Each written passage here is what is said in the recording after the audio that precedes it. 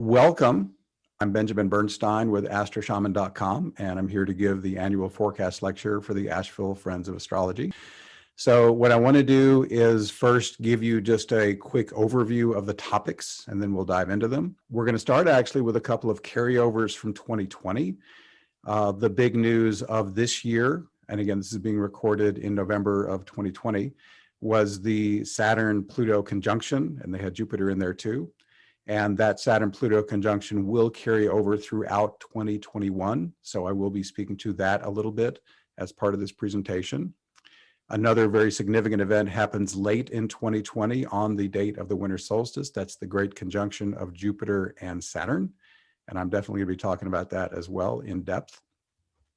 Once we get into actual 2021 events, the big headliner of this year is Saturn square Uranus.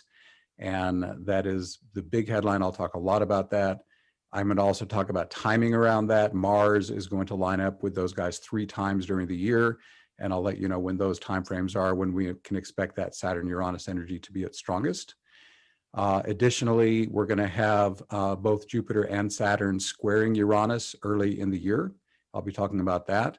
Another full year event will be Saturn sextile Chiron. And then for 9 months, those 2 planets are going to add in with the lunar nodes to form a 9-month cradle aspect pattern. And I'll be telling you what that's all about. Then we're going to talk about Jupiter doing quite a few things. Jupiter's actually doing a triple this year in 2021, or next year rather. It's going to both square Uranus for a while, and then it's going to spend even more time in a quintile to Uranus, that magical fairy dust kind of aspect. And Jupiter is going to alternate in 2021 between the signs of Aquarius and Pisces. We'll get into what all that means. Saturn's going to be in Aquarius all year. I'll speak to that. We will have 4 eclipses in 2021, and they have a common theme of learning and communication. I'll be talking about that too. And finally, Vesta, the asteroid goddess, is all over the place in 2021. She's by far the star asteroid goddess, and I'll be going in depth on her and what she's adding to the party. So that is our overview. So now we can get into the actual Saturn-Pluto conjunction. This is one of those carryovers from 2020, but it's still super important. In my opinion, this is the aspect that was primarily responsible for bringing us the pandemic, Black Lives Matter, and the winding down of Trump's presidency. This Saturn-Pluto conjunction, if you use a 15-degree orb for slow planet conjunctions, it came into orb, and orb just means close enough to be energetic on late 2018 January, and it's going all the way through April 5th of 2021. But even then, it's not done because it'll be in orb again August 2nd of 2021 all the way through December 18 of 2021. For all practical purposes, the Saturn-Pluto conjunction is very much with us all year 2021 as well. So let's go into some Saturn-Pluto themes. I owe a huge debt of gratitude to another astrologer. His name is Ren Butler, and I'm showing his book there, The Archetypal Universe, Astrological Patterns in Human Culture, Thought, Emotion, and Dreams. This is the best book I've ever seen on planetary combinations. He goes through every planetary pair, and then he goes into planetary triples. And it's just so deep and amazing that I realized very quickly I could do deep dive research and not do half as good a job as he did. So I've also had him as a guest on my podcast a couple of times, and he's given me total permission to make such deep use of his material. So at the risk of not doing all my own research, I'm going to borrow from Ren, but I will be giving my own commentary relating to his book. What I've done this year that's a change is always when there's a major thing, I'm going to talk about both the low and high potentials of it. And because of something I recently learned, I'm going to start with the challenging stuff and end with the more positive stuff. And this is because apparently they've done psychological studies. And if you've got good news and bad news, it's actually better to give the bad news first, because people tend to remember the last thing you say more deeply. Thus, ending with the good stuff is better. So I'm going to go heavy first and then lighten up toward the end of each of these discussions. If any of you experienced my forecast lecture last year, or even the Saturn-Pluto part of it, I went super deep on that. This is not a fraction as deep as I went there. So I'm just going to give sort of what I consider the most critical parts of Saturn and Pluto. But as I go through these, I would ask you to think, have you been experiencing any of these kind of energies? Again, we're starting on the more challenging stuff. So, ominous forebodings and a sense of danger, feelings of anxiety and fear, negative or threatening forces, a perception of irrevocable pressure and change, the failure of law or structure to stop decay and decline. And when I look at that, wow, the coronavirus has kind of been unstoppable so far. I mean, we have some vaccines now coming online, but it's been pretty intense. I'll just have to tell you, I'm no fan of President Trump. I'm super happy that Biden won. And I will be using Trump as some challenging examples in my presentation. My apologies to anyone who's a Trump fan, but this is my soapbox and I'm gonna call it like I see it here. So in my opinion, his presidency has caused radical decay and decline on structural and energetic levels, moral levels in our country. And we've seen the failure to stop that as well. Saturn-Pluto together also can bring evolutionary setbacks and reverses, crushing defeats, the limits of power. In this case, one example I thought of the limits of power is, I've been watching Trump, trying to be an authoritarian and basically just be a dictator the best he can. And yet the US democracy has successfully resisted his worst impulses. So the limits of power, Trump did everything he could to get everything he wanted, but our democracy has been resilient enough to not give him all of it. Saturn and Pluto together also stands for rigid armoring and hardening, defensiveness and entrenchment, reactionism and fundamentalism, damaging overexertion, the negative consequences of abusing power, and the costs of obsession, attachment, or holding grudges. And to me, the most blatant example of that is Trump losing the election and refusing to admit it. And I believe his loss of the election might have had something to do with his behavior in terms of those themes. Other Saturn-Pluto themes: unstoppable force meets immovable object, intense control and domination, brutal repression of yourself and others, inhuman cruelty, the inescapable certainty of death. And if the coronavirus has not brought that home to us, I don't know what has. Hard destructive energies and emotions, exploitation, hate and vengeance, sexual abuse. And that's a theme worth noting as well. There has been a strong uptick in sexual abuse, particularly children being abused by parental figures or authority figures because they're all locked together in the home and there's no escape for many of them. There's been statistically a large increase in that reporting, sadly. Another Saturn-Pluto theme is ecological disasters and catastrophes. Year after year, we've had some of the hottest years on record, and anyone who's paying any attention knows we're having just unprecedented hurricanes and floods and fires, and this all is Saturn-Pluto stuff as well. And finally, all hell breaking loose. So that's the heavy side. But even with all that low side, Saturn-Pluto can also bring us very positive things. So here are ways in which we can partner. And I just want to throw in a little of my astrological philosophy here. I don't view us as pawns on a chessboard being moved around by the planetary energies. We have agency, we have free will, we have every opportunity to partner with these energies. And what I'm giving you here are acknowledgement of the challenging ways in which it has showed up and in which it might show up. But I also want to give you tools in which you can say, okay, here's these energies. I want to take them to the high side. And it's you making that choice and running with that that makes such a difference.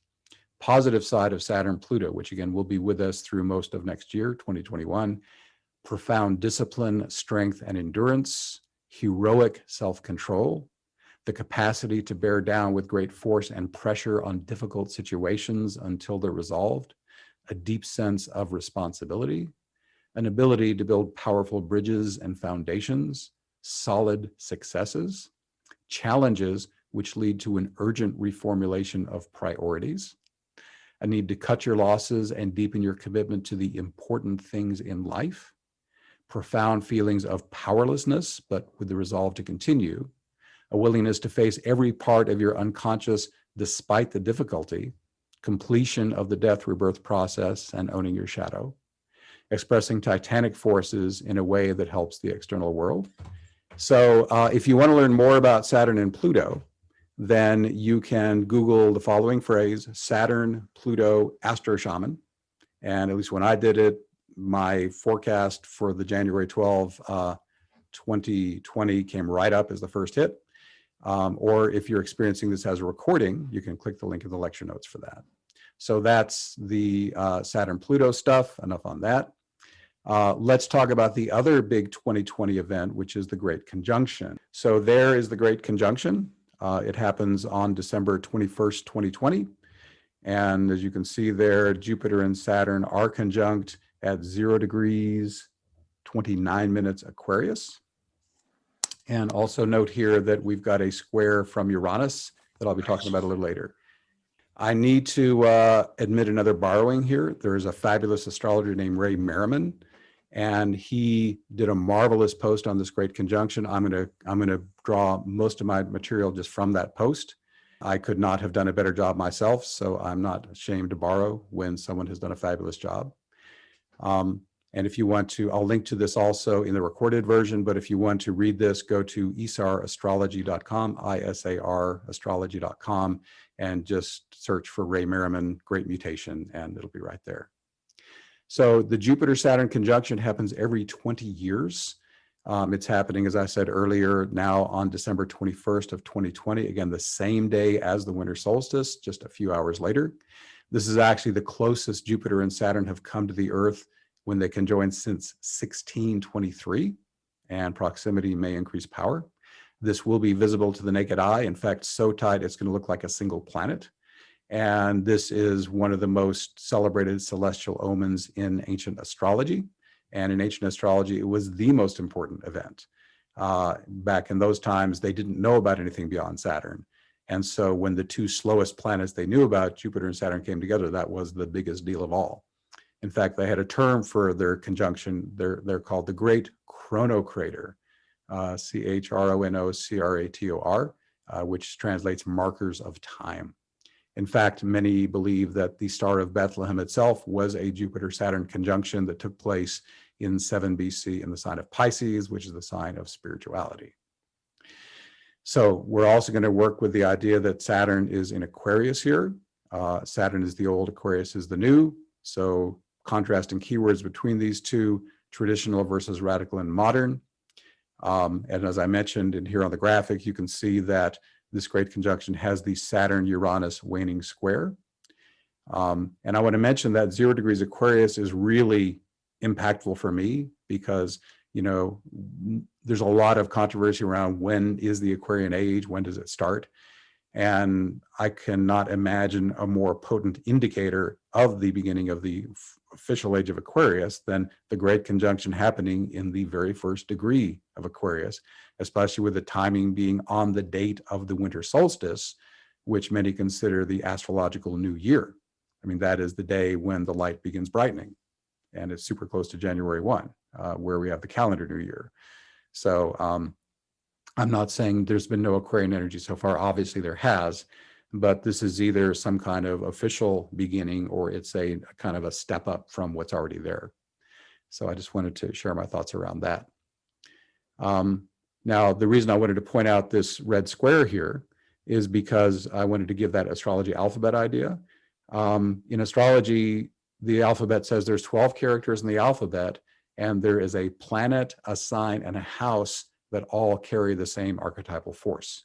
Now, we're not going to get into houses in this presentation, but I will be drawing some correlations between signs and planets. And in this case, Aquarius and Uranus mean exactly the same thing.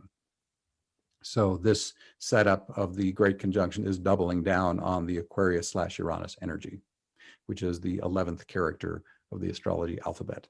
It's also interesting that Saturn and Uranus are the co-ruling planets of Aquarius. Saturn's the ancient ruler and Uranus is the modern ruler. So let's go into some of the contrasts. Saturn would represent establishment, government, and control. Uranus would represent the collective, the populace, freedom, independence, individuality. It could also represent mass protests, revolutions, and great social unrest. We've certainly had our share of that already, and I expect more of that as we move forward into 2021. Under these kinds of energies, leaders must either change unpopular policies or be forced out of power. I'm speaking globally here and not just regarding the United States. And what ups the ante even more, this isn't just a great conjunction, it's a great mutation. So the great mutation is when Jupiter and Saturn change their elements every 200 years. So here's how it breaks down. There are 10 cycles of great conjunctions, 20 years each, and they spend, roughly speaking, 10 cycles in each element. The elements, of course, are fire, earth, air, and water. Right now, the current great mutation is shifting from earth to air. A typical great mutation cycle of 200 years, there's 8 great conjunctions in the same element. Then the 9th is a preview conjunction in the next element. Then the 10th is a fallback to the prior element. And then we get 8 cycles in the new element in a row. So most recently, we had 8 conjunctions in Earth, then an air conjunction in 1980, and one last Earth conjunction in 2000. In 2020, we begin a series of 8 air conjunctions. And this great mutation air cycle will last through 2159. So let's contrast Earth and air. Earth is about accumulation of wealth and power in controlled settings. Air is less controlled. It's artistic, creative, and intellectual expressions. And there's greater value given to original and innovative ideas. However, it doesn't necessarily just jump in the moment the Jupiter-Saturn conjunction hits. It may take several years for the change to phase in. And also, historically, this can indicate the rise of socialism or a hybrid of socialism rising over capitalism. And I have to emphasize this again, this is Ray Merriman saying this. Ray Merriman is a financial astrologer, and he counsels high dollar stock market traders and people like that. And he's all about capitalism. He is a big fan of capitalism. And for him to come out and say, uh-oh, looks like socialism is coming, is to me a pretty powerful statement. In some form, I'm not talking about the old style socialism that we've seen before, but Aquarian is more about the tribe than the individual, Aquarius rather. And so what we are going to be seeing here is an Aquarian focus on the good of the collective instead of the current emphasis on the good of the individual. And what we've seen in the last, several hundred years, the American way of life has been all about the rugged individual. And what have we seen? The pursuit of individual wealth and property and power has driven us to the brink of just, extinction, to be quite frank about it. So we have an environment going to hell. We have huge inequality in our social structures. There's a lot of things that have been really unfortunate byproducts of that. So I'll have more to say on that. By the way, I'm not going to be shy about expressing my opinions here. This is not just dry objective astrology. So you're going to get my vibe along with the facts here. So getting back to the Saturn or the Jupiter-Saturn conjunction here, this is the first time since 1226, the year 1226, that a series of air signs will host the Great Chronocrater. And there are repeating themes between that cycle and this one. Aquarius themes tend to be more rights, more freedom, and less repression. Again, it's an Earth versus air, Capricorn versus Aquarius vibe. And the biggest event in the prior air sign great mutation that started in the 1200s was the Renaissance. We went out of the Middle Ages and into a flowering of all sorts of things. In this cycle, we've got a Renaissance in communications. With the first air sign conjunction in 1980, we saw the rise of the internet. Again, the gradual phase in I was talking about. 1980, the internet didn't just jump up to high speed. It took most of the 80s to start phasing in and get a browser that people wanted to use, and it phased in over a number of years. But typically what we can expect with air sign great conjunctions is stunning advances in technology. I mean, just think of the last few years. What do we got? Self-driving cars, private space companies, stuff that was only in science fiction is now coming real. And a lot of the business reading I've been doing say in 10 years, we're going to have a future that we can hardly even imagine right now. I've seen many authors say most of the jobs that exist right now will not exist 10 years from now. And so we're in for a very radical change of a massive nature. All right, let's talk about the big event of 2021, Saturn square Uranus. I have a few slides here that are triples. That's because the Saturn-Uranus square happens 3 times in 2021. It's in orb, which again means close enough to be impactful. The orb actually started November 23rd of 2020, which is right about the time I'm giving this lecture, and it will last for 26 months. I did a prior video about this and I underestimated the length. It actually runs all the way through January 24 of 2023. So it's going to be with us for quite a while. The exact hits, as illustrated on this slide, when Saturn squares Uranus precisely, are going to be February 17, June 14, and December 24th. And I want to mention also, because there's overlapping astrology alphabet affairs, everything I say here in relation to Saturn square Uranus is going to apply equally to the theme of Saturn being in Aquarius all year. So when I get later to that part of the lecture, I'm just saying, remember what I said was Saturn square Uranus, and that applies here too. Let's talk about Saturn square Uranus. Once again, I turned to Ren Butler's book and looked at his Saturn-Uranus pairings and brought up the juiciest stuff I find. And I will be making commentary on some of those. Again, for the reasons I expressed earlier, we're going to start with shadow qualities. So shadow qualities of Saturn and Uranus square, or Saturn in Aquarius: the costs of freedom, limitations on freedom, which we've all experienced with this coronavirus, being either encouraged or forced to stay at home and wear masks and do all that sorts of thing. The pain of individuation, acute tension between liberal and conservative elements, polarized extreme between reactionary and progressive impulses, rebirth that's delayed, inhibited, or incomplete, liberation with complicating factors. And when I think of these phrases, I think of the golden age. I am of the belief that there is a spiritual age rising.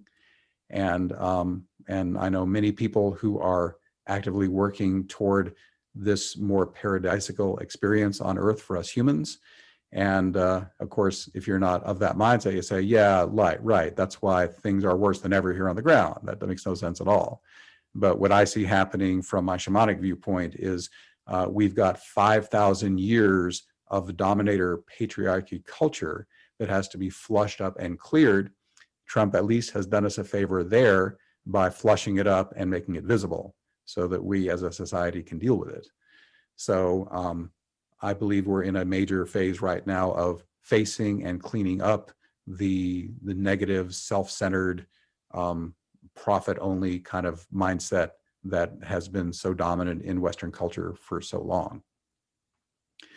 So in fact, every Thursday night in my Awakening Plus membership, we do a call that's called New Earth Support Team, where people can get on that call, anyone can join for free, and we work in the inner worlds to clear up some of that heavy energy.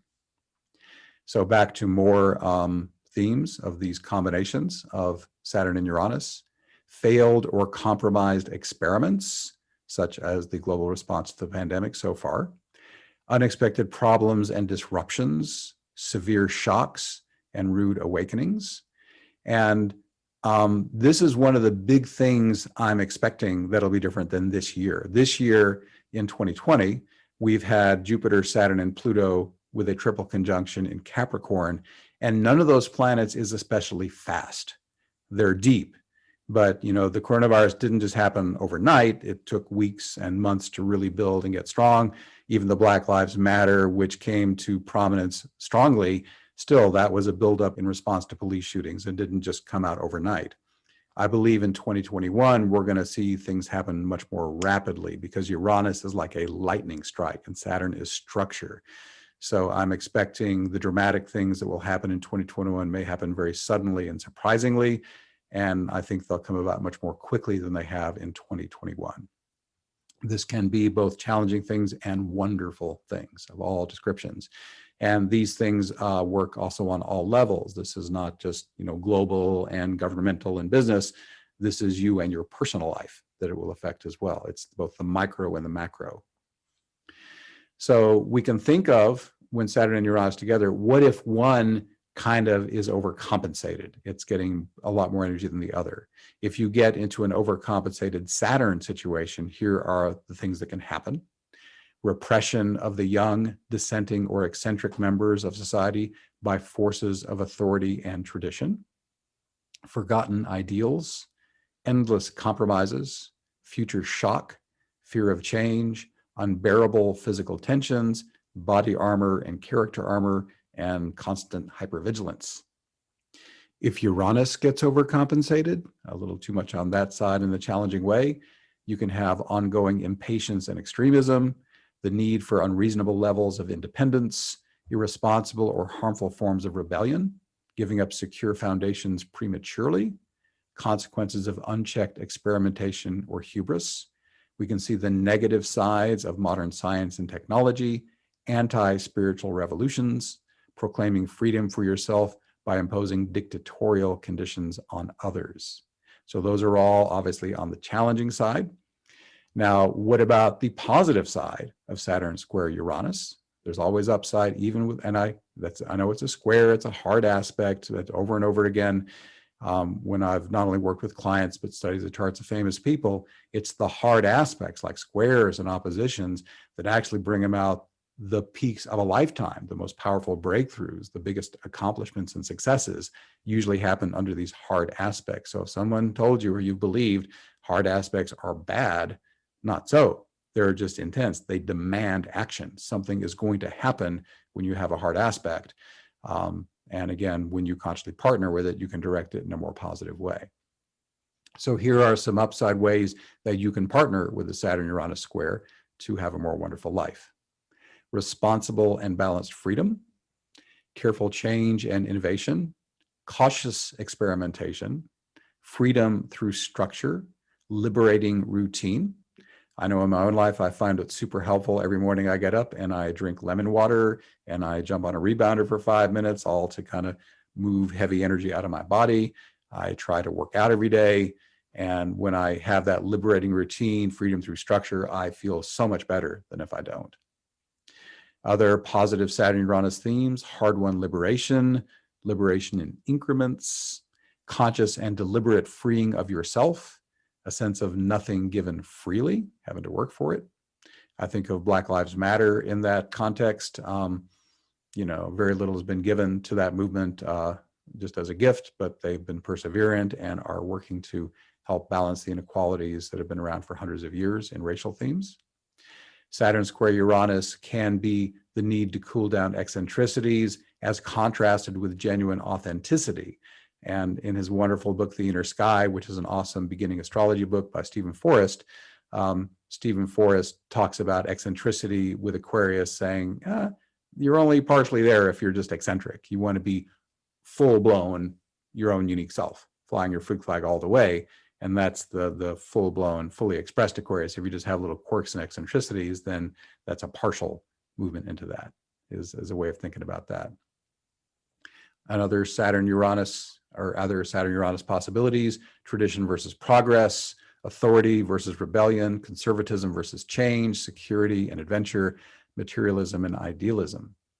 One of the things that Ren Butler does in this book that I love is he has quotes here and there, and the people he quotes actually have the planetary aspect in their natal chart that he's discussing. So this quote is from Carl Jung, who in his natal chart has Saturn opposing Uranus. The quote is, "Freedom stretches only as far as the limits of our consciousness." And that ties into something I say a lot to my clients, which is a level of consciousness cannot comprehend a level beyond itself. So freedom, if you really want freedom, then my experience is you have to first free your mind, free yourself. And when your consciousness is more liberated within yourself, then there's an as within, so without process that takes place, and your outer reality becomes more harmonious. The more harmonious you hold energy within yourself. So it's an inside game in my experience. Other Saturn-Uranus combos: paying the price for freedom, escaping into another predicament. And I think of the Biden presidency with this. I'm so glad he won.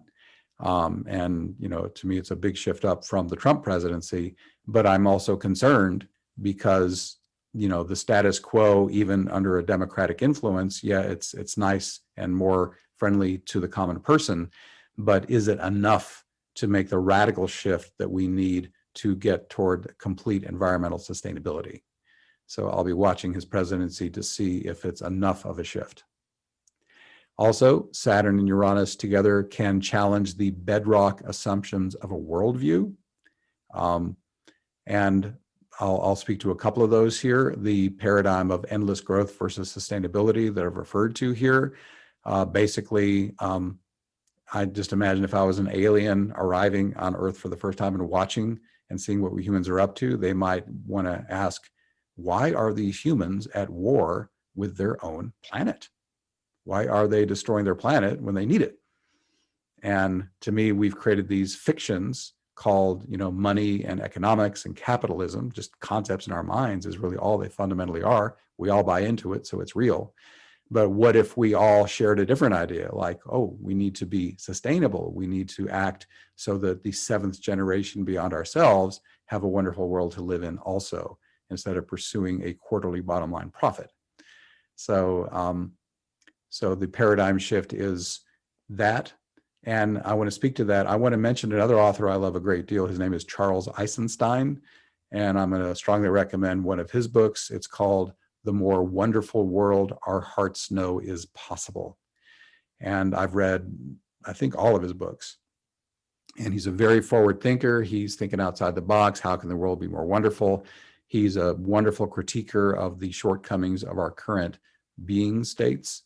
And one thing that characterizes his work, though, is he doesn't always give an answer. Like, okay, you've showed us why it's not good to continue, but what's the answer? And the answer is something like what I've experienced in my own inner spiritual work. It's not something you're going to figure out and have a plan for. What you do is you recognize, okay, I see this aspect of the world, the way of being that I can see as destructive. I don't feel resonant with it. And to the greatest degree possible, I'm not going to participate in it. I may see a better way, even in some small way, and I'm going to incorporate that into my life. As Gandhi says, I'm going to be the change I want to see in the world. And then even in that small way, a shift happens. And you don't have to actually know anything a step beyond where you're at. This is all being sort of made up as we go along to a degree. So if you say, oh my God, it's so entrenched, it's so fixed, it seems so unmovable, the way things are, yeah, it can look that way, but Russia looked that way before it fell, and East Germany looked that way before the Berlin Wall fell too. So things, there's the Roman Empire looked unstoppable and it fell as well. So nothing is going to last forever. And if you want to contribute toward a positive change, I mean, some of us are here to be super politically active and go out and march and be really active and, activist and all that. And for those who are called that way, more power to you. Absolutely. Others of us are just going to make that change in a smaller way. Say, okay, I'm going to change my lifestyle to be more like the way I want the world to be. And guess what? When enough people do that, it shifts. So that's some thoughts on challenging the bedrock assumptions of a worldview. Another bedrock assumption is, are we humans or are we divine beings having a human experience? To me, this was a radical shift when I woke up to this and had the experience of being my divinity in my body. Because, okay, now that I know this isn't my only lifetime, and in a sense, the stakes go down when you realize you'll have many incarnations and not the one. And you would think, okay, well, then I just won't care because it doesn't matter because I'll just come back another time. But it actually has the opposite effect. When you awaken to that degree, you have much more compassion and love and a higher operating system. You tend to treat others better. And others doesn't just mean other humans, but the other realities, the world, the trees, the nature, everything. So having that bedrock shift of realizing, wow, I'm a divine being having a human experience, that for me has been a very potent and helpful shift in, both understanding the world more clearly, and it's influenced my behavior in a much more positive way. Another example of that shift. Now, I realize not everyone's into spiritual stuff, but if you are, then that is an interesting thought to ponder, I think. Other Saturn-Uranus themes: breakthroughs in deep self-exploration by becoming the resistance, liberation from fear by being acutely subjected to fear. Now, these obviously refer to shadow work, and I cannot recommend it highly enough. If you just have a way when you have a challenging emotion come up or you feel some unpleasant feeling in your body, there's a simple tool I offer freely. It's called the healing invocation, where you can just say to your higher self, maximum healing that serves highest good, please. Let the energy soak into your body as you just hold your attention wherever it feels bad, and your higher self will literally flush that stuff out of you. If you want to learn more about that, if you're on the recording of this, there will be a link below the video. And if you're live, then if you just go to astroshaman.com, my site, the very last word on the menu bar is the word invocations, and that will give you the chance to get a free 6-part masterclass on the invocations, to call in your awakening, to call in your healing.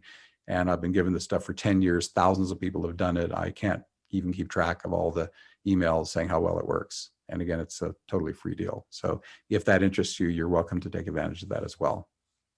Other Saturn-Uranus themes: being unable to hold rigid positions or stay stuck permanently, working out specific karmic problems, unexpected rewards for your pain, personal suffering becomes archetypal suffering, tragedy consumed by experiencing its emotion fully.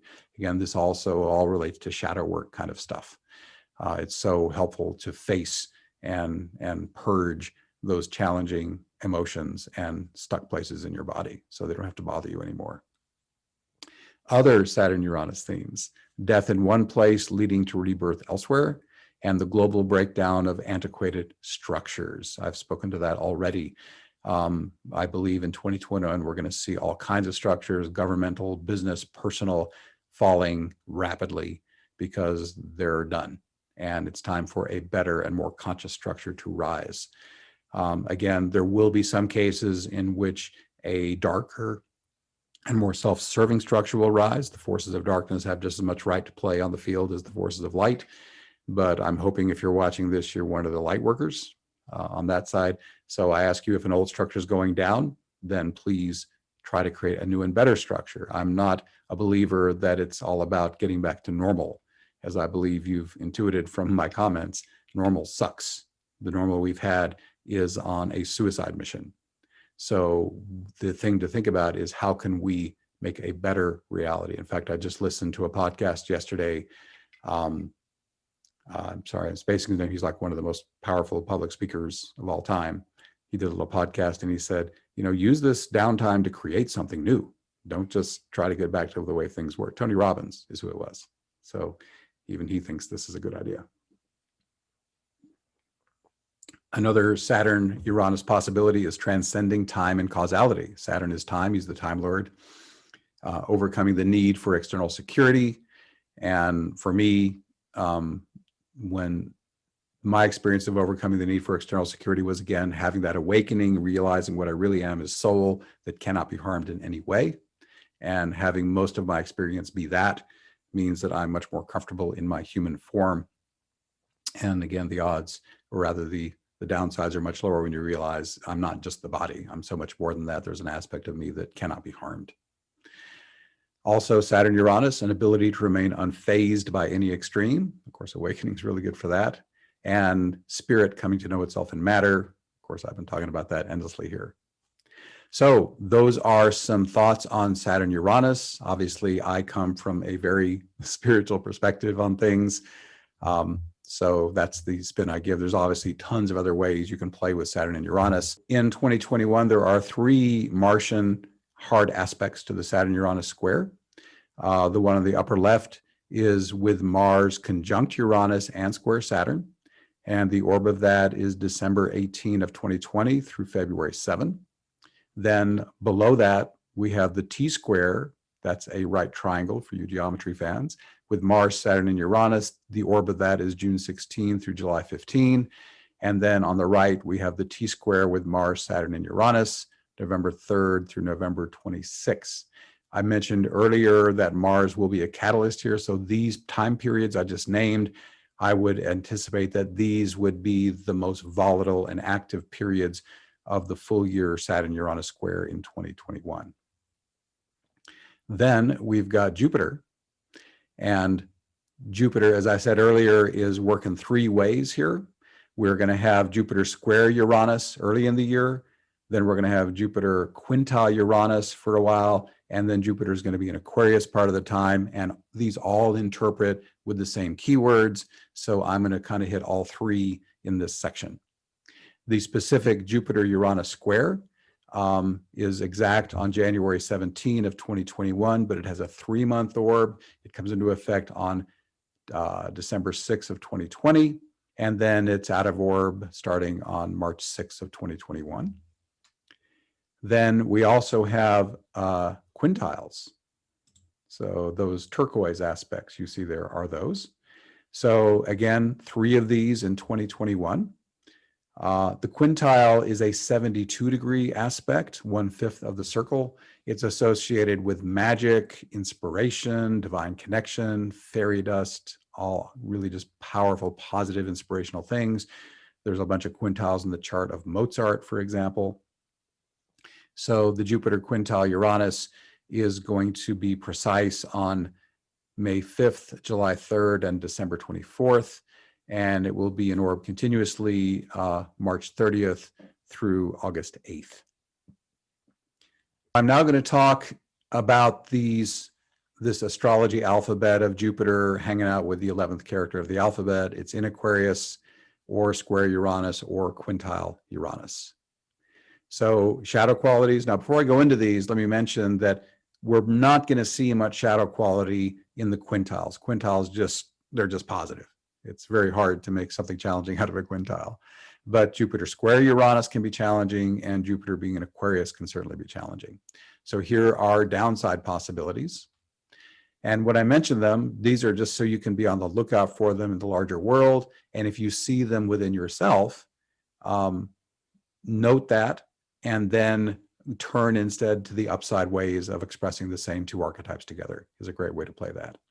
So shadow of Jupiter with Uranus and or Aquarius, manic and impulsive excesses, going too far, the intolerance of any level of structure or commitment, unrealistic urges for freedom outweighing everything else, unwillingness to cooperate, flippant arrogance, unbridled eccentricity, unreliable and impractical beingness, ongoing wanderlust and impatience, irresponsible or ineffective rebellion, shallow or incomplete rebirth, false breakthroughs, flash in the pan delusions, attraction to get rich quick schemes, pie in the sky over optimism, fool's gold, religious or new age ideals promising liberation without effort or pain, the potential for hubris and overweening pride, getting into a Christ complex, cravings for glory, delusions of genius, philosophical conflicts, philosophical or intellectual elitism, and self-righteous genius. All these, of course, courtesy of Ren Butler, as I mentioned earlier.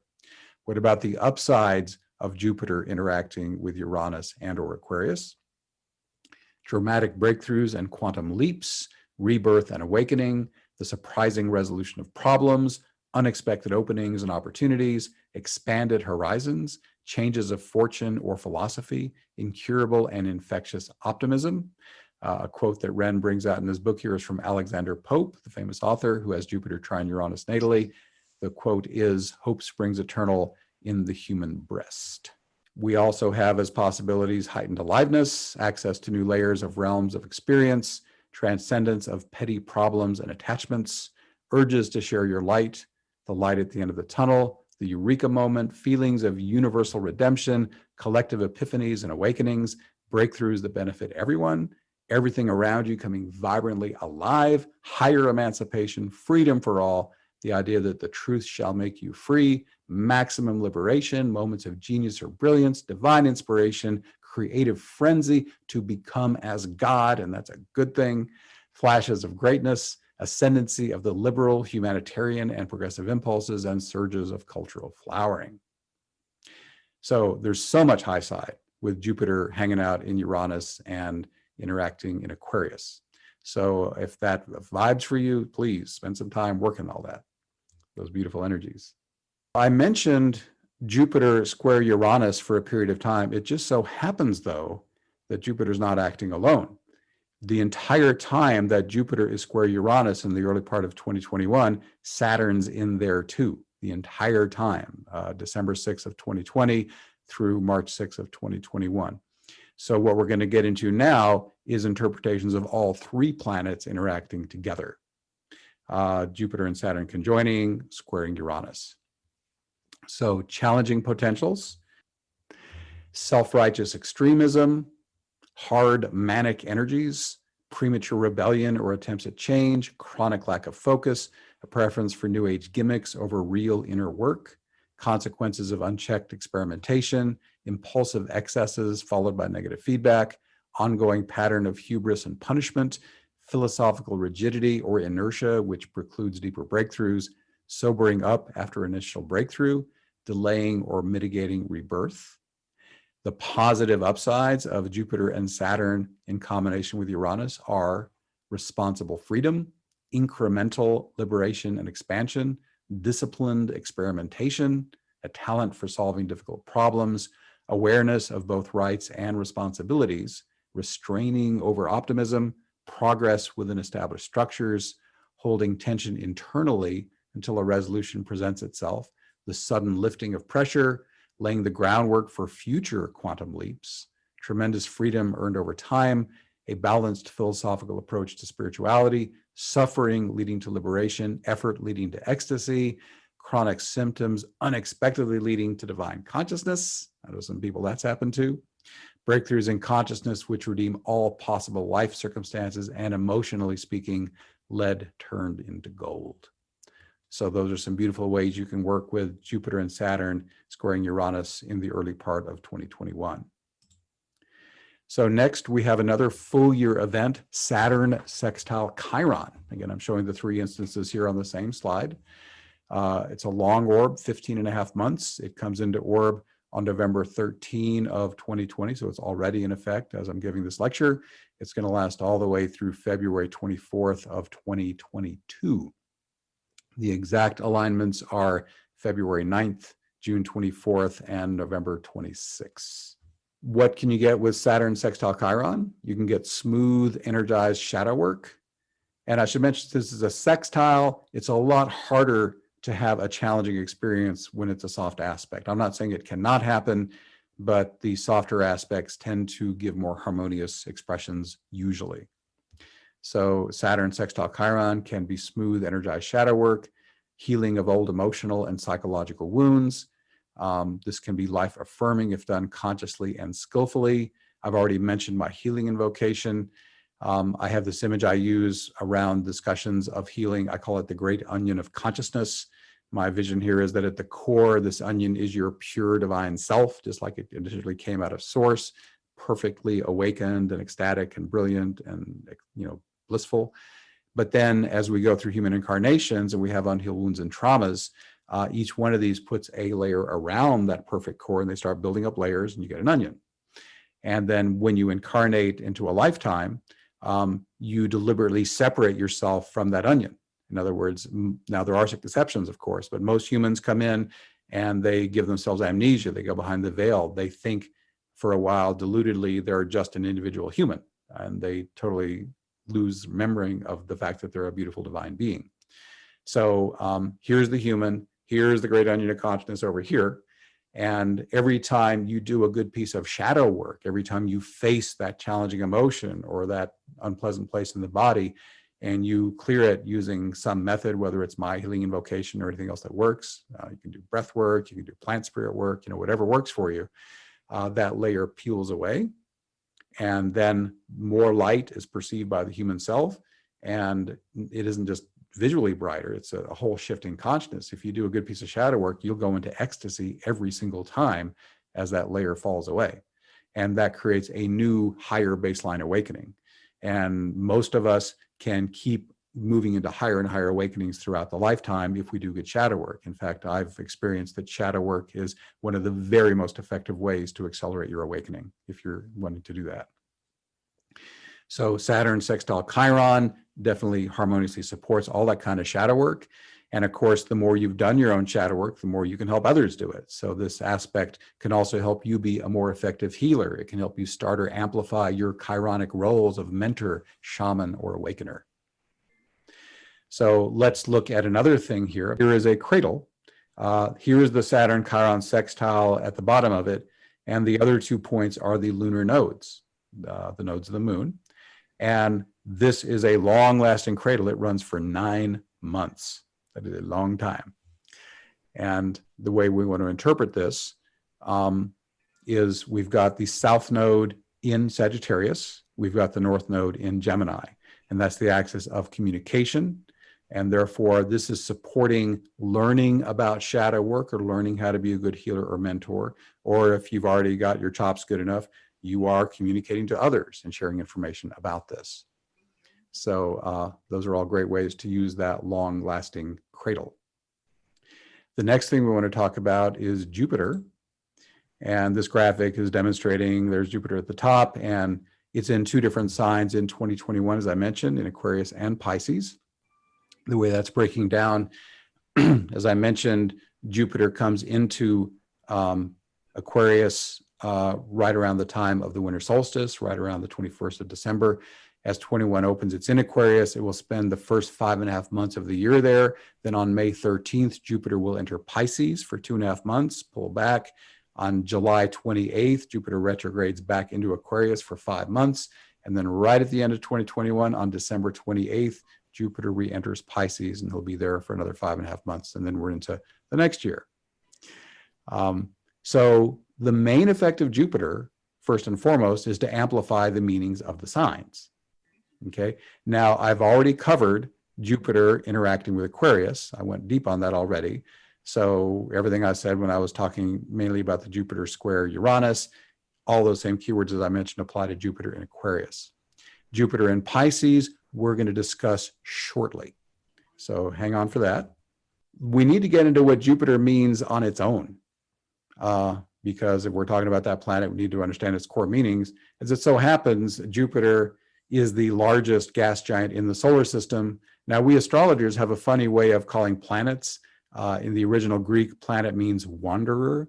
So when astrologers talk about planets, we include the sun and the moon, even though astronomers would say those aren't planets, those are different things. So, but in terms of planets, Jupiter is the largest planet that an astronomer would identify. And it so happens that it also has more planetary meanings than any other body in the solar system. So here's all the things that Jupiter might stand for: questing and adventuring, the wisdom giver, which might be the professor, philosopher, or guru, the advanced student, religion, philosophy, and the meaning of life, luck, foreign countries, long-distance travel, people and influences from other cultures, joy, euphoria, and exuberance. Now let's get on to Jupiter in Pisces.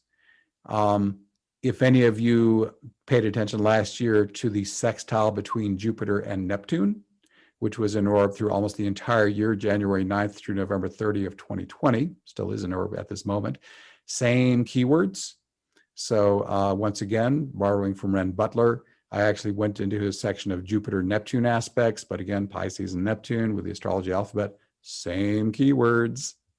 So shadow qualities of Jupiter in Pisces could be over-optimism and rose-colored glasses, spaced out impractical idealism, new age naivete and gullibility, blurred distinctions and belief in anything, overextension, excessive generosity, unwise financial speculation, illusions of easy material return, mirages of a glorious prosperity, fool's gold, self-indulgence and laziness combined with high expectations, excessive ritual trappings and ceremony and religion, spiritual materialism, wholesale illusions and projections, esoteric pretensions, psychic inflation, and grandiosity. Of course, there's also lovely flowing possibilities, and I encourage you to cultivate these instead. Feelings of faith and wonder with Jupiter in Pisces, grand ideals and visions, heightened intuition, exalted dreams, expansive inner life, outpourings of creative expression, dream come true optimism, a feeling of being buoyed or lifted from within, blissful states of cosmic unity, yeah, reconnection with divine consciousness, tolerance and forgiveness, altruism and generosity, broad-ranging kindness and compassion, transcendence of factionalism, please, human compassion transcending creed or affiliation, authentic spiritual institutions, the humanitarian safety net, all-encompassing shifts of vision, the revisioning and reenchantment of a culture, consciousness expanding everywhere, sacred wonders and pilgrimages, mystical or spiritual education. Good stuff. Now, I mentioned also that Saturn is in Aquarius throughout 2021. Again, we've already covered that. When I was talking about Saturn square Uranus, same things apply to Saturn in Aquarius throughout the year. Now, let's talk eclipses. We have 4 eclipses in 2021, And each one of them has a theme that they share, learning and communication, and you'll see why. Okay, so first we have the lunar eclipse on May 26th. This is with the moon at 5 degrees, 25 minutes Sagittarius. And one of the factors of how powerful an eclipse is how far are the luminaries, the sun and moon, from the lunar nodes. In this case, they're about 5 degrees from the nodes, as you can see in the graphic here. So we start with the same way we would interpret just an ordinary lunation, as the lunar eclipse is a full moon, and we have a full moon in Sagittarius. Full moons are really great for release and adjustment. And I just gave you all the Jupiter keywords, which due to the astrology alphabet are exactly the same keywords as Sagittarius. So everything I said, whether it's philosophy, religion, foreign cultures, joy, optimism, expansion, all that, all those keywords, you need to think about all that stuff. What release or adjustment do I need there? Do I need to make an adjustment so I can have more joy? Do I need to travel more? Do I need to expose myself to more influences from other cultures? What adjustments or releases would be optimal there? It just so happens there's a doubling down of the theme because that Sagittarius moon is square Jupiter. And again, Jupiter and Sagittarius are exactly the same archetypal energy. So that is really massively emphasized in this particular lunar eclipse. I'm also noting Jupiter's in Pisces, which definitely brings down the spiritual energy too. Brings down as in amps up. Also, there's actually another square from the luminaries down to Vesta. Looks like that little black campfire down there. And I'm going to go much deeper into Vesta a little bit later in our presentation, but just note there, Vesta, which can be, following your own sacred vision or serving a higher cause. That's in the mix in this eclipse as well. And there's also this little sesquare, a 135-degree aspect from the moon over to Mars. And Mars is a great giver of energy and just get up and do it kind of energy. So the Mars sesquare is really letting you fire up the whatever you choose to do under this lunar eclipse in Sagittarius. So that's some thoughts to ponder with the lunar eclipse on May 26th. Next up, we have a solar eclipse on June 10th. If you don't know, eclipses come in pairs normally, about 2 weeks apart. Occasionally, we'll have a threefer, 3 of them 2 weeks apart each, but we don't have that in 2021, just pairs this time. So solar eclipse on June 10th of 2021. This time, the sun and moon are both in Gemini at 19 degrees, 47 minutes. This time, the luminaries are about 9 degrees from the north node. So a eclipse can have the nodes up to 18.5 degrees from the luminaries. So this is about a 50% strength eclipse based just on that. But again, all the aspects and stuff have a huge impact on everything as well.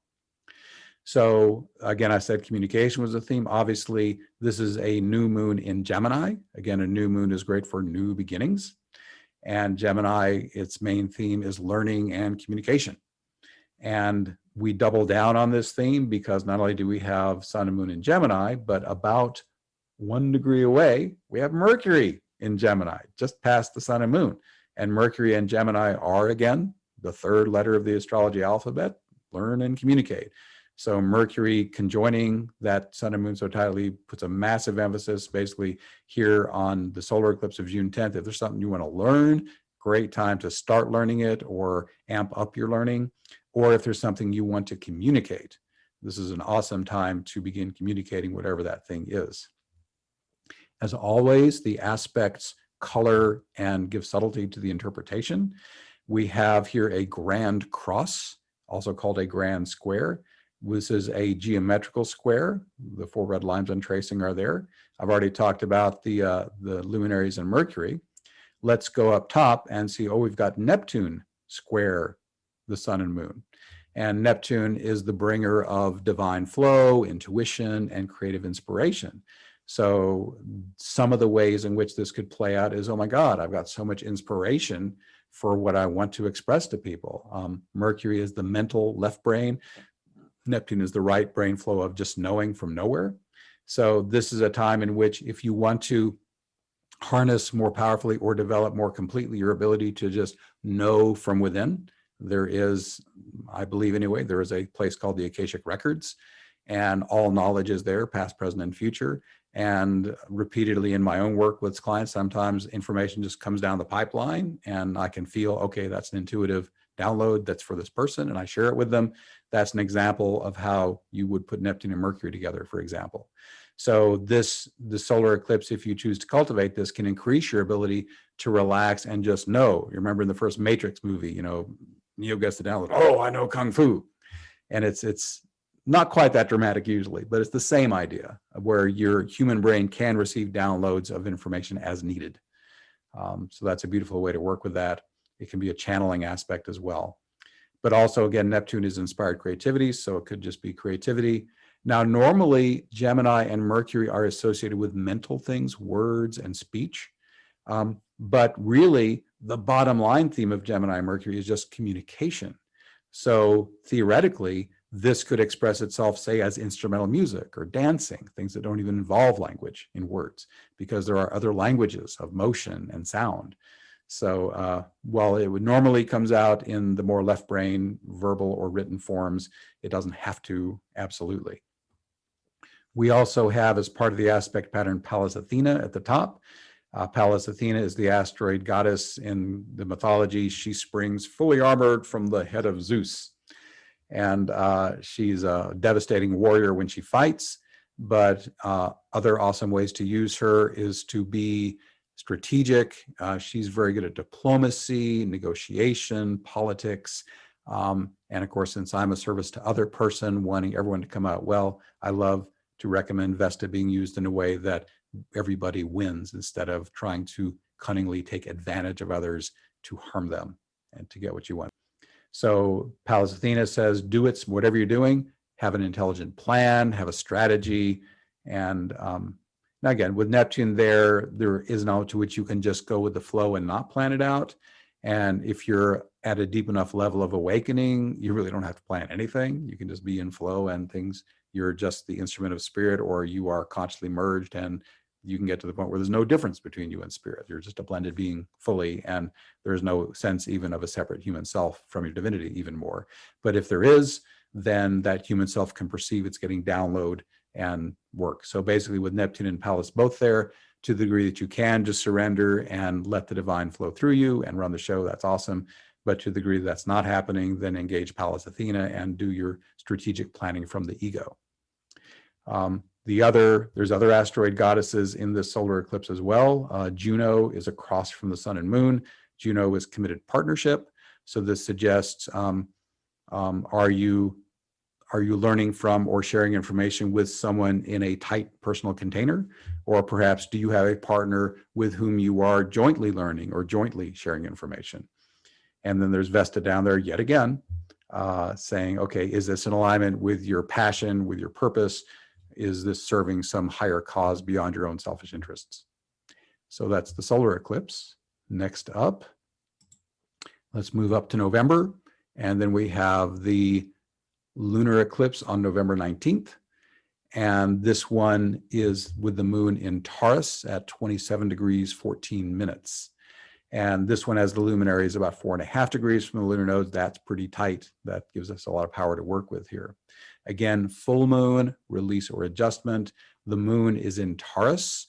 So Taurian themes of release and adjustment could be, what do I need to release in terms of possessions and money, or just how I'm working with that? For example, a lot of people have more stuff than they need. I remember years ago, I moved into a house and it was much smaller than the house I was in, and I got rid of 80% of my possessions. And what stunned me is how much better I felt being rid of that stuff. I didn't really understand how much I didn't need until I was physically forced to release most of it. And it felt really good. So how much do you really need? Taurus is a sign of money. How are you working with your money? Is it optimal? Are there adjustments or changes needed in how you're working or thinking about money? Taurus is also your sensuality. That can be sex, but it's much more. Sensuality literally is the 5 senses. It's what are you seeing and smelling and tasting and hearing and touching. And so are you getting enough sensual stimulation of whatever kind? Are you being touched enough? Here in COVID time, a lot of us are feeling very neglected that way. So is there some safe way where you can get the tactile connection you need, for example, is a really strong theme right now. Taurus is also the sign of nature. And there's been study after study showing that the more time you spend in nature, the more healthy and calm and centered you are. So making time to get into natural environments can be super helpful. And Taurus also is the sign of being. There's a kind of a play on the phrase, you know, it says, don't just do something, sit there. So Taurus is just be, exist, don't do anything, give yourself a chance to just quiet and have that quiet space in which you can receive downloads or just recharge or just lay on the ground or do nothing. So those kind of themes come up when you get a Taurus release or adjustment. Those are potential ways to work with Taurus. There are others, of course. Taurus also, by the way, rules singing and music, and those, of course, are other themes you can play with as well. So we don't have just the moon here.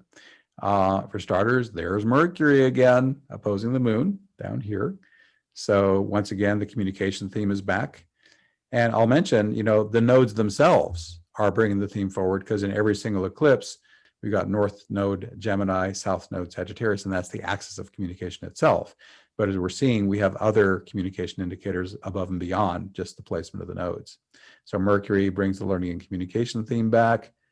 Vesta conjunct, or rather opposing the moon, is probably a better way to say that. Yet again, asking us, are you on track with your passion and serving a higher cause? The square to Jupiter, you know, professor, philosopher, guru energy, higher student energy, bring in that communication theme back yet again.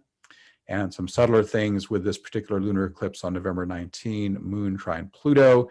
Pluto is a very powerful energy, and the wealth and power he offers can give tremendous fuel to whatever you're doing consciously under the lunar eclipse. And then the final aspect is a little subtler, a sesquare, 135 degrees from the moon down to Venus, asking, are there any tweaks you need to make in terms of relationships you're in, or how you're doing your creativity, or how you're working with your money? So those are all some ways to think about the lunar eclipse on November 19th. One more eclipse to go. The solar eclipse of December 4th at 12 degrees, 22 minutes Sagittarius. Now the luminaries are 11 degrees from the south node, so a little more than halfway their possible distance. That's not super strong. And the energy of this eclipse is a little more scattered. We don't have quite as coherent a pattern here. However, we do have some themes. Once again, the luminaries are conjunct Mercury. So the learning communication theme is strong yet again. Vesta now is cuddled up with the sun and moon. So that theme yet again that I'll be talking more about in a little while. Pallas Athena squares the sun and moon. Again, that theme of, can I be using strategy and diplomacy and good negotiation skills to work with folks?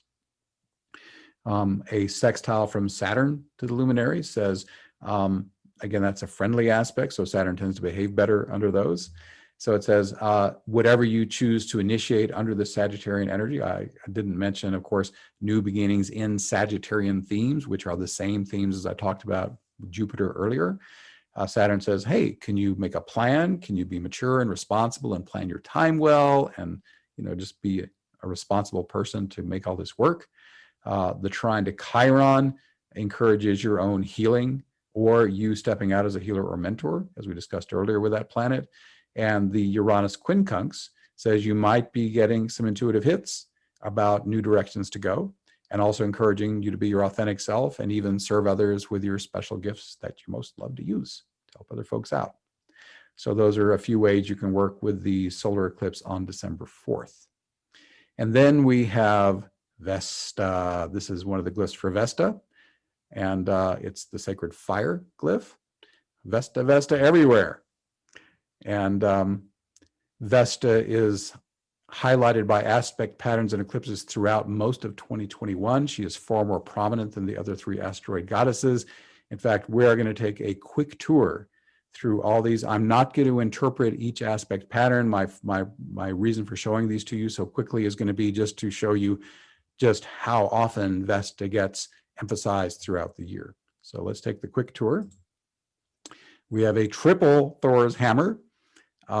This is in orb December 16, 2020 through January 27. Vesta, one of the factors in this intense aspect pattern. Then we have another triple Thor's hammer with one element missing. We take out, the original one has Vesta, Jupiter, Saturn, Uranus, and the lunar nodes. We drop out Jupiter and just have Vesta, Saturn, Uranus, and the lunar nodes. This one therefore lasts longer, still starting on December 16, 2020, but going through February 14th. Then Vesta next gets emphasized on this single Thor's hammer with Vesta, Pluto in the North Node, February 27 through April 15. After that, she gets into a yod with Saturn and Chiron, which lasts March 10th through April 10th. Then she's on to another Thor's hammer with Pluto in the North Node. That's April 25th through June 12th. After that, it's another yod with Saturn and Chiron. That one runs May 11 through June 16. Then, as I showed you earlier, she gets involved with the solar eclipse on June 10th. And solar eclipses are like lunations on steroids. They, a typical new or full moon lasts a couple of weeks, but solar eclipses and lunar eclipses can last 6 to 12 months. That's why they're such big deals. So she's involved in the June 10 solar eclipse. Then it's on to another Thor's hammer. This time she's with Saturn and Uranus, July 4th through July 21st. Then a magical Star of David aspect pattern, the most rare and magical aspect pattern in astrology, which no, I'm not going to interpret right now. Sun, Juno, Vesta, Saturn, Chiron, and the lunar nodes, July 25th through August 8th. Next up, she is in another Thor's hammer with Ceres and Pluto, August 23rd through September 23rd. Then she's in that lunar eclipse on November 19th. Then she's in the solar eclipse on December 4th. I couldn't find a good graphic for Vesta. Then I saw this gif and thought, oh my God, that is so cool. I mean, every part of it's animated and it's so beautiful. So I just love this image of Vesta. Let me talk about Vesta a little bit. She is the brightest asteroid in the sky and one of the largest asteroids. She is sometimes visible to the naked eye. She is the virgin goddess of the hearth, domestic life, and home. And we're going to come back to what virgin means. It's not what everyone thinks it means.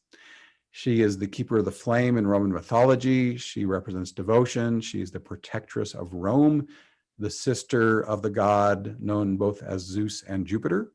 And she's so beautiful that both Apollo and Neptune fought for her hand, but Vesta rejected them both and begged Jupiter to allow her to remain a virgin forever. He agreed, and then Vesta willingly took care of her brother's hearth and home. She represents domestic tranquility in the home and in the state. In Rome, those Vesta temple fires were always lit so private citizens could rekindle their home hearths. In Rome, which is a patriarchal culture, the Vestal virgins had to remain chaste throughout their 30-year tenure. In fact, if they were discovered to have had sex, they were killed. So that was not a good thing, obviously. They kept the sacred fire burning in Vesta's temple. Now, in your own life, Vesta represents, are you keeping your spiritual flame alive? Are you cultivating your sacred feminine creative energy? And you can be in a male body and cultivate that sacred feminine anyway. No conflict there. Vesta can represent on a more personal level, dedication to aspirations, plans, and goals, devotion to a cause, project, person, or belief sacred to you. Other Vesta themes can be work, devotion, spiritual practices, solitude, and sacrifice. Serving a calling that's right for you, no matter what others might think about it, something you're passionately drawn to. It's great if this cause can inspire others. If it feels like a sacred calling, it could be tied in with a sense of holiness or wholeness. Another Vesta theme is the power inherent in our own energies, separate from others, particularly romantic partners. Vesta can be the inspiration that keeps us going, the joy we feel when we accomplish a goal. Now let's revisit that word virgin. In Greek, virgin meant one unto herself. It meant an unmarried maiden. Now, in these days, we think of virgin as a woman who hasn't had sex, but that isn't necessarily what it means in the original. In fact, even in mythology, some think Vesta may have had lovers. And part of the way some people think about Vesta is the transmutation of sexual energy into higher energy, but it can also include sacred sexuality. And the simplest way I know to describe that is if you and your partner both have awareness of the energy beyond your body, of your auras, and when you make love, you blend those light bodies together. You just have to experience it, but the analogy I use is the best physical sex you've ever had is like a grainy black and white movie compared to the IMAX 3D of sacred sex. It's just so much more amazingly pleasurable. So it can be the sexual expression of this energy in a sacred way. You're devoting, in fact, the practice of Tantra is dedicating this sacred sexual energy to a greater purpose, transmuting it to higher levels. And that's how sacred sex can be used beyond just amplifying personal pleasure. The Vestal virgins were not allowed to fall in love. They had to tend the sacred flame instead. And unlike other Roman women, the Vestal virgins were not the property of their fathers or their husbands. Again, we get back here to the idea of self-sufficiency. So before Rome, archetypes similar to Vesta actually included sexuality. Again, in more matriarchal cultures, before patriarchy became dominant, sacred feminine women who tended temples and did sacred service, that often did include sexuality. So that is my main content. If you are inspired to give a love offering, which is optional but appreciated, here is the address, paypal.me/astroshaman. And any offering of any amount is appreciated if you're so inspired. It's certainly not mandatory. So let me review what we've covered. From 2020 carryovers, we talked about the Saturn-Pluto conjunction, the great conjunction of Jupiter and Saturn. The new things in 2021, we discussed Saturn square Uranus, the headline event of the year, the Martian hard aspects that are stimulating it, Jupiter working its magic with Uranus and Aquarius and hanging out in Pisces as well, Jupiter and Saturn teaming up to square Uranus, the full year Saturn-Chiron sextile, Saturn's presence in Aquarius throughout the year 2021. We saw the eclipses, we interpreted them and noted the consistent theme of learning and communication. And we saw how Vesta in pattern after pattern is being highlighted, and we went deep on understanding some of her potentials. Would love to open the floor to anyone who has a question. I'm just checking, we have 83 people on the call. Cass? So how active is 2021 astrologically compared to what we were seeing, say, 10 years ago? Is this a super active time we're in? Compared to 10 years ago, I'd say this is a more intense time. I'm not remembering exactly the stuff that was going on 10 years ago, but I know in the last decade, the big themes were in the middle of the 2010s when we had the Uranus-Pluto square. That was a very intense time as well. But I think what we're in now is you can see what's happening. You know, what we had this last year has been unprecedented with the coronavirus and the whole thing with the Trump presidency. These are all unprecedented times. So I'll add too, what I'm perceiving shamanically is not just the Western astrology stuff, but as I said earlier, I believe we're in the shifting of an age. And in the last several years, it has accelerated a great deal. And I'm feeling and perceiving in the inner world a lot more rapid change than before. Even in this little Thursday night class I do every week, where people show up and we collectively serve the Great Awakening, things are ramping up in that inner world big time. There's a lot more beings helping the earth out now, and things are just ramping up big. So yeah, compared to 10 years ago, the astrology on the surface is more intense, if my memory serves, and I'm definitely experientially perceiving a whole lot more change happening a lot faster. We're moving toward the tipping point a lot more quickly. Is that a helpful answer? Yeah, thank you. You're welcome. Thanks. And next up is iPad. Whoever that is. Oh, that may be me. Yeah, that's you. This is Miriam. Thank you very much, Benjamin. I enjoyed it. This is a very practical question. I'm trying to send you money right now. And could you repeat how to get it? Because it's not taking paypal.me/astroshaman, and it's not taking astroshaman. So if you have any other ideas, I would be grateful. What you can do is you can go to PayPal and go to send money. And if you send money to info@astroshaman.com, that will work. Oh, thank you very much. So I'm thanks. done. And thank you for the presentation. Oh, you're welcome. Yeah, I tested that link earlier today and it worked. So info@astroshaman.com. Yeah, so you can send money to that address and it will definitely come to me if you wish. Thank you. All right, is that your only question? Yes, thank you very much. All right, thank you. Wonderful. And Derek is next. Yes, I really enjoyed what you said this evening. Oh, thank you. I'm very interested in geopolitics. I'm a retired journalist. And I'm curious to know what the signs have to suggest about changing in borders do borders fall apart because people of like thought decide to group together? That's a possibility. Now, I will have to jump in here and say I am not a specialist in what's called mundane astrology. Now, most people hear the word mundane and they think boring, but technically speaking, mundane astrology is the astrology of global politics and larger scale things like that, global kind of things. And all I can say is the Saturn-Uranus square potentially could be a border shaker because it's the sudden shift of structure. But again, the other thing about astrology is you can make archetypal predictions with confidence, but you can't make concrete predictions with confidence. So I am no expert on which borders are likely to shift, and I'm way out of my depth on that subject politically. All I know is the Saturn-Uranus square could make sudden changes, and if there is a volatile situation where a border change is likely anyway, then this energy would make that more likely than it would normally be. And that's probably as specific as I can be on that question. I hope that's a helpful answer. Well, that's a good answer. Thank you very much. Thank you, Derek. Next up, Ted, did you want to say something? Yeah, I wanted to offer an observation on the Saturn-Uranus square. Oh, please. Because we have, archetypally, we have Uranus attacking Saturn. And the, sort of the change to the status quo, the revolutionary change to the status quo. Mm-hmm. And we tend to think that that's a very good thing. Mm-hmm. Because we tend to think of Saturn representing the old and outdated. Right. But Saturn also can represent the sort of the fundamental structures.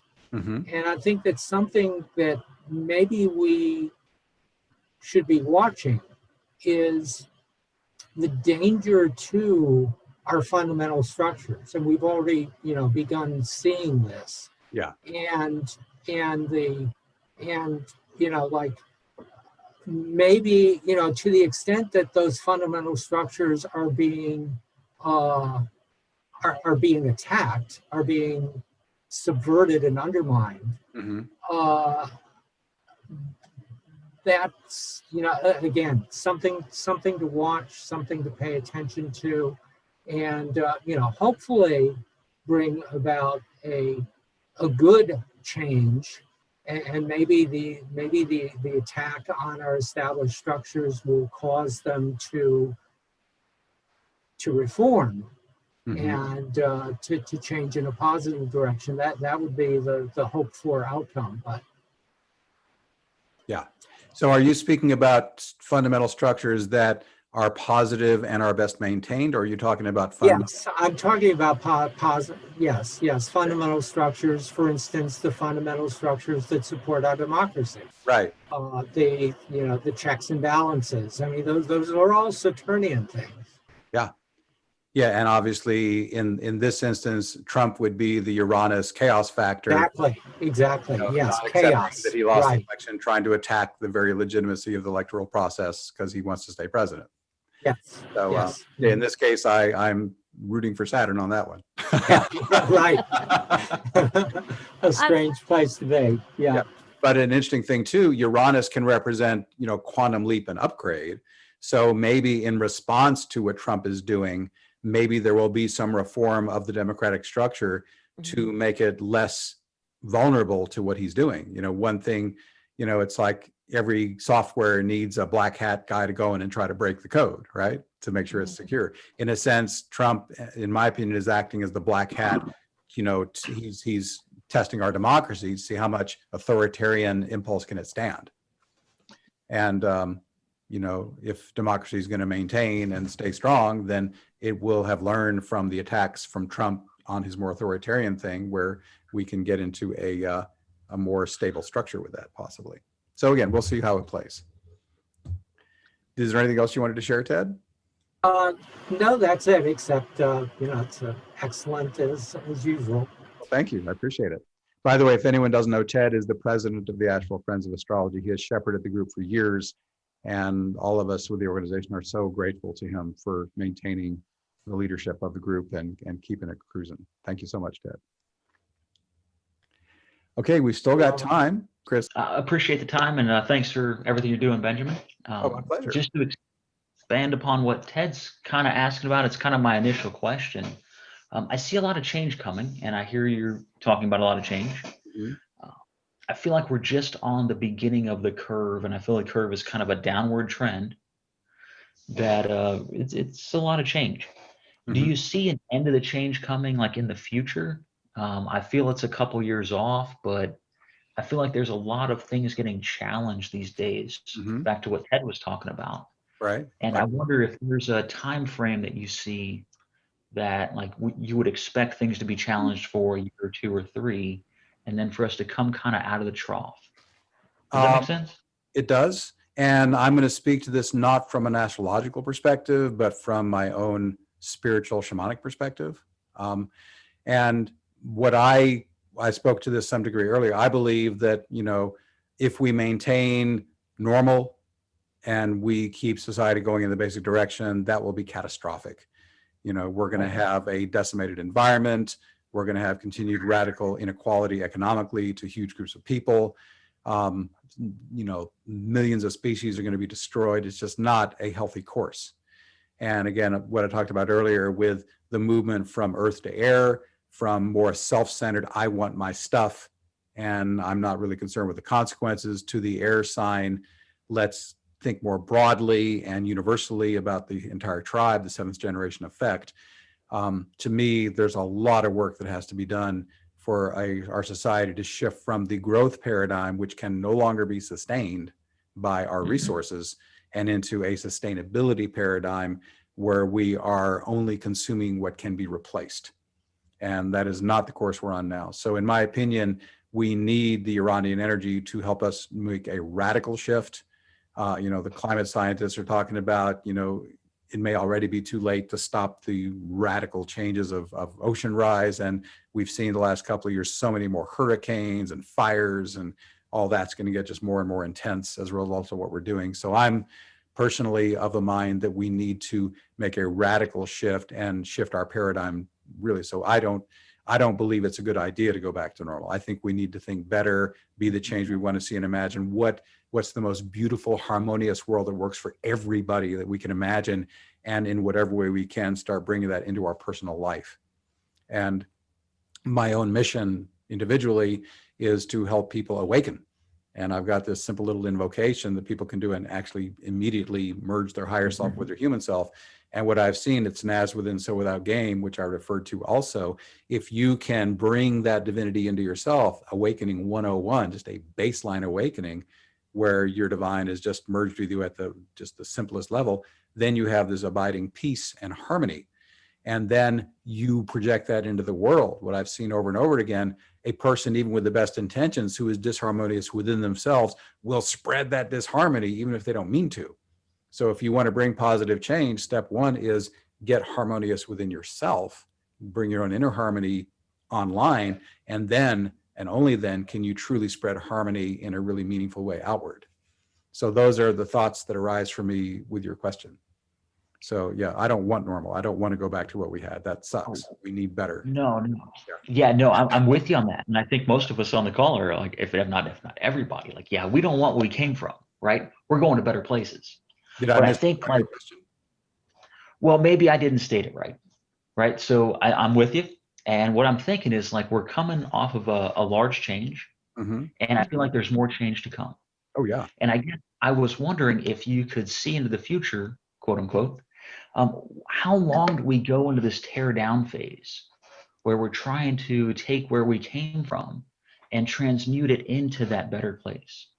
Okay, again, I'm not going to speak astrologically on this, but from the spiritual perspective, I think we are running toward a tipping point, and the tipping point will bring us into a new golden age.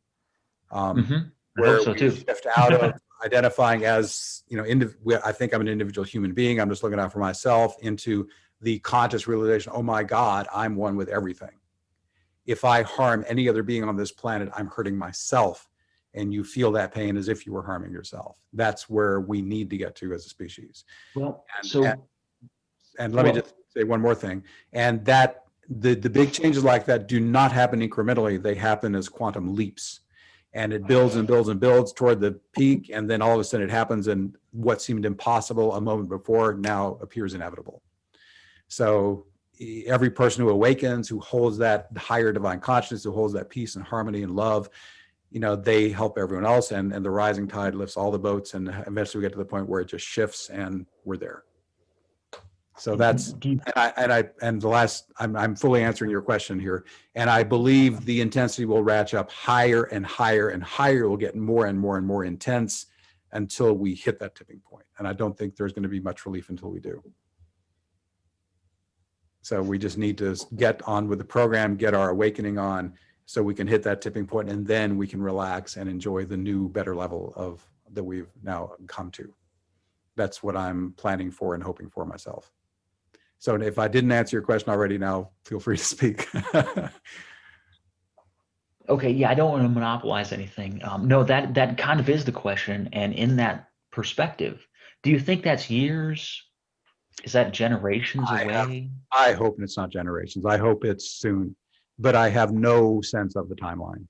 And actually, I'm getting a download as I speak. They're saying it's up to you humans.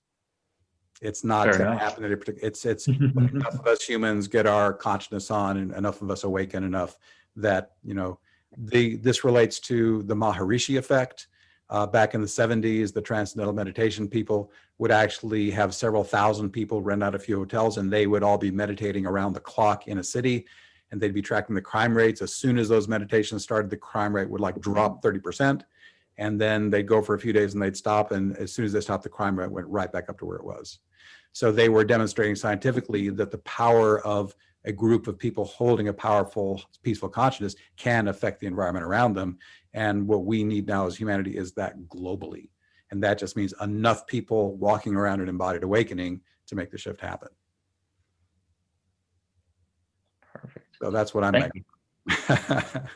That sounds great. That's a great answer. Thank you so much.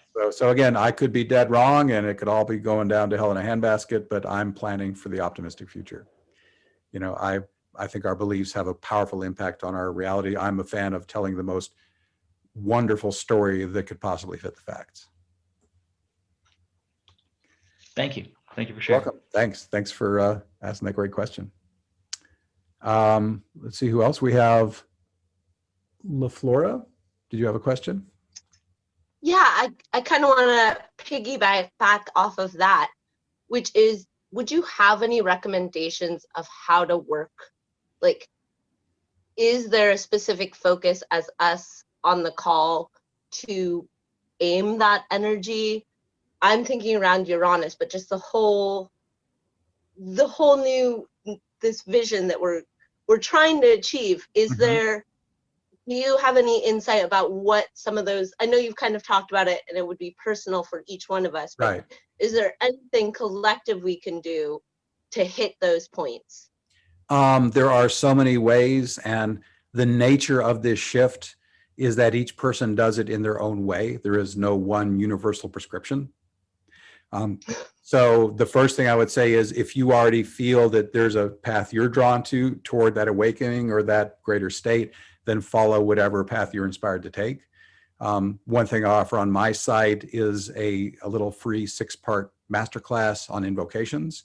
And anyone can get to this if they go to astroshaman.com, and on my menu bar, the word invocations is up there. This has only been up a few days actually.